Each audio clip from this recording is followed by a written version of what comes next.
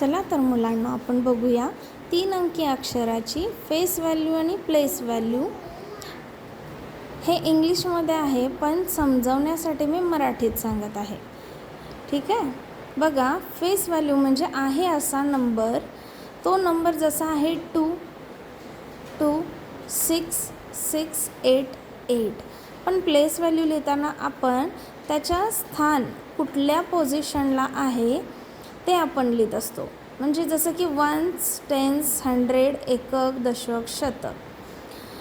100 प्लेसला 2 0 असतात, तर इथं 100 200 झालं. त्यानंतर दशक प्लेस, टेन्स प्लेसला 1 0 असतो, सो 60 60. आणि वन्स प्लेसचा नंबर ॲज इट इज असतो. तर तुम्हाला फेस व्हॅल्यू आणि प्लेस व्हॅल्यूमधला फरक लक्षात येतो आहे का?